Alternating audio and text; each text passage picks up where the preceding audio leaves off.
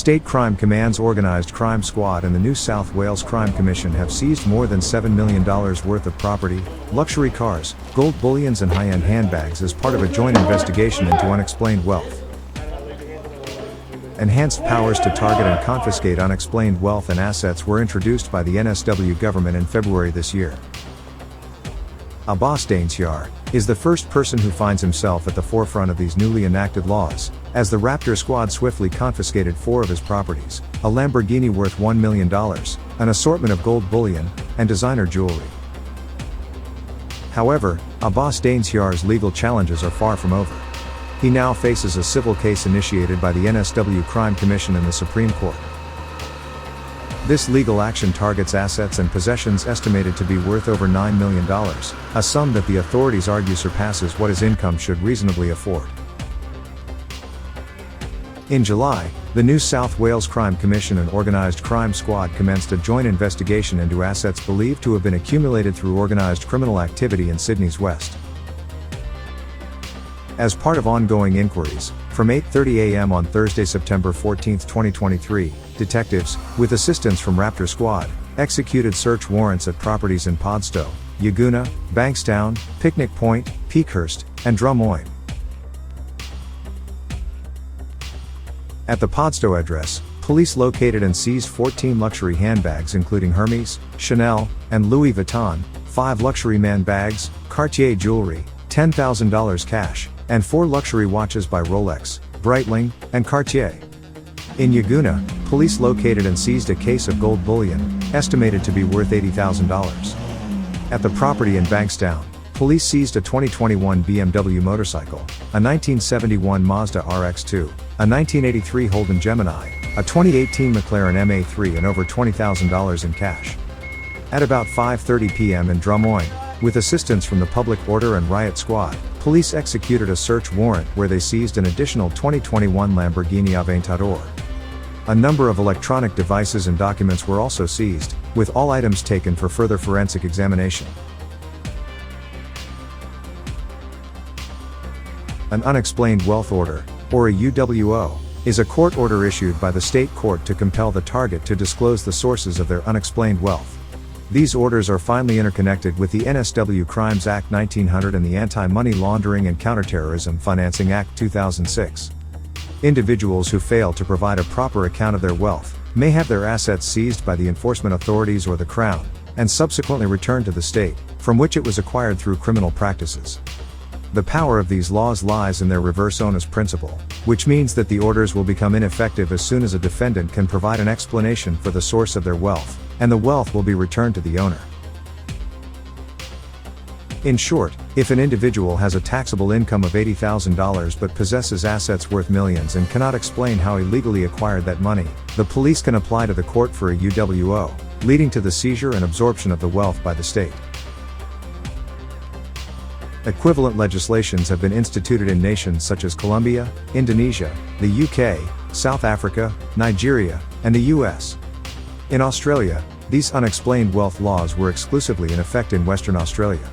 However, New South Wales has now embraced and initiated their application, broadening their reach within the country. The laws were initially introduced in the Parliament in 2021, but their implementation was delayed due to various complications. According to reports, the unexplained wealth orders have had mixed success in various countries where they have been implemented. In some countries, by successfully implementing these orders, governments have been able to uncover hidden assets, combat money laundering, and seize dirty money. However, in other situations, they have faced challenges, particularly when dealing with influential politicians or individuals with substantial resources. In these cases, the orders have sometimes failed to achieve their intended outcomes.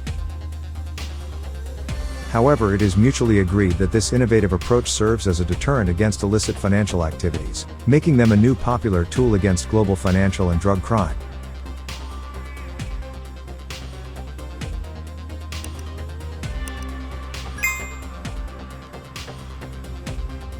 In New South Wales, the genesis of these new laws stemmed from a critical incident involving 18 alleged associates of the Alamedean crime network.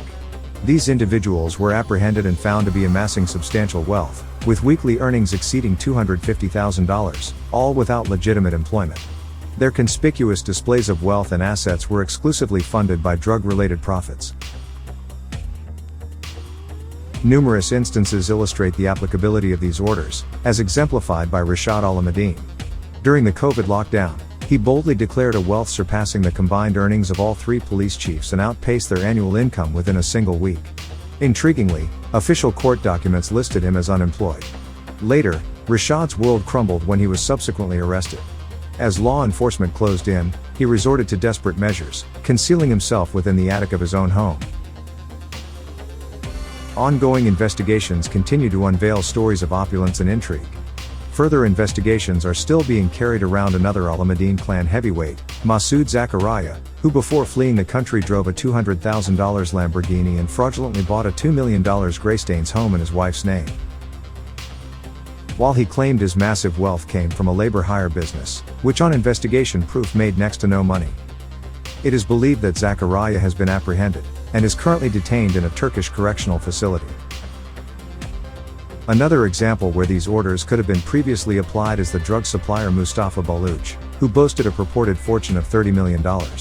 Similarly, bikie associate Ashley Rake, amidst his possession of a Lamborghini, a collection of Rolex watches valued at $400,000, and a wardrobe teeming with extravagant designer attire at his Vauxcluse residence, raises eyebrows. Law enforcement authorities contend that had these measures been enacted earlier, lives potentially could have been spared and the bloody conflicts of the gangland wars could have been avoided. Organized Crime Squad Commander, Detective Superintendent Peter Foe, said the new powers mean police can come down harder on organized criminals and their associates. Having these new powers and working closely provides us with additional capabilities to target those that aid or facilitate the concealment of unexplained wealth. We know those at the top end of organized criminal networks follow the money, so having improved powers to target that money means we're able to get to those right at the top, he said. The big players tend to enjoy the wealth whilst keeping their heads down and their hands clean, but now we have the authority to put them before a court to show us how they made their money, something many of them will struggle to do. Executive Director of the New South Wales Crime Commission, Darren Bennett, added the new powers allow police to seize assets without a specific offence.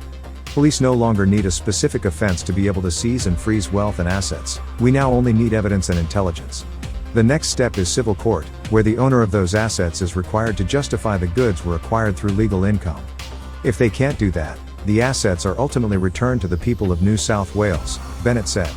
The NSW government has recently enhanced the Crime Commission's capabilities in this space, and this job is just the start of many more unexplained wealth investigations to come.